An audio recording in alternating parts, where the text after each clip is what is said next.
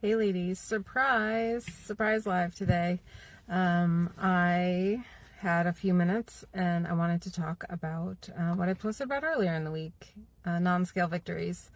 I know when we're trying to lose weight, it's very easy to get fixated on the numbers on the scale, but there's so many different ways to measure progress. And even if weight loss isn't your goal, sometimes it's still really frustrating if you're even just trying to maintain and all of a sudden the weight's going up or down a pound here or a pound there or a couple pounds. I mean, first of all, our weight, especially as women, can fluctuate by like 5 pounds a day, just from water weight and hormone changes and fluctuations throughout the month. So try not to get too freaked out if the number on the scale is not what you're hoping it should be. And look at the other stuff. If you're doing everything right, if you're really in a calorie deficit, I'm talking about losing weight.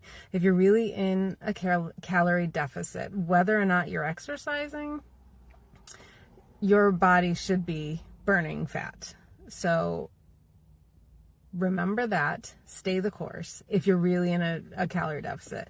I'm talking about making sure you're documenting everything you're eating or paying attention to everything you're eating, being very mindful. But anyway, let's talk about those non-scale victories. One of the reasons I posted that earlier in the week was because a couple weekends ago, I was doing a bunch of batch recording for my reels.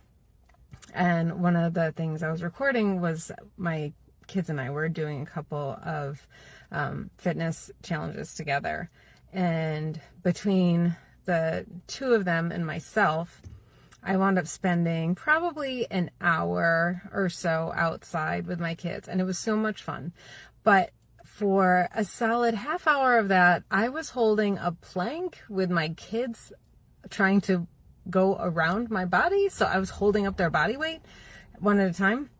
Multiple times. I cannot even tell you how sore my abs were the next day, but let me tell you, I did it. Neither of them could make it all the way around my body, but I could do it. So that was really exciting for me.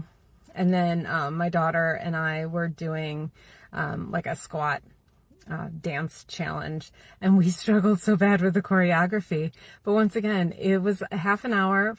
First of all, we were giggling, having so much fun. But it was a half an hour of up, down, jump, down to the ground, up, all this stuff. And despite the fact that we were both, and my daughter's a gymnast, we were both fatigued and our quads were sore, we did it. And we wound up finishing the challenge eventually. But it was one of those, like, this is why I work out. Like, it's not always a number on the scale. It's being able to keep up with my kids and have fun. It's being the energetic mom, which is really fun. So it's not the number on the scale. Sometimes it's that energy that you don't even think about. Like, sometimes it's being able to carry all the groceries in at once and not have to take multiple trips.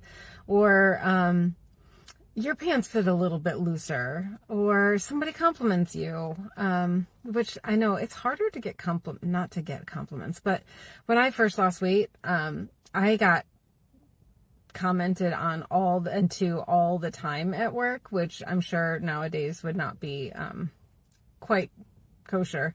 But I remember being complimented by one of my techs on my arm muscles, and at the time I was doing a lot of push-ups, so that made me feel really good.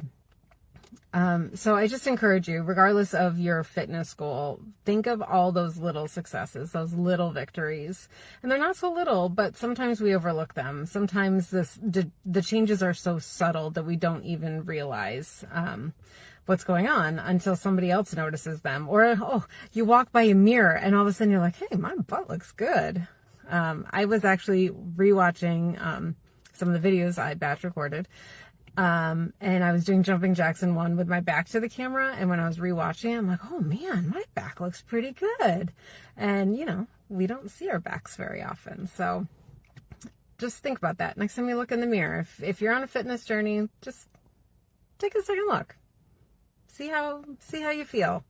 Maybe you're lifting heavier weights, maybe you're exercising for longer at a time without getting tired, maybe you can do more repetitions of an exercise. There's just so many different ways. So I encourage you to not just look at the scale, the scale isn't bad. It can keep us motivated and moving when it is moving.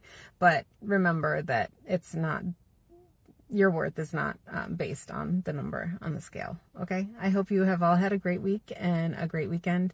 And sorry this is a surprise, but yay, surprise. And I'll talk to you next week. Bye.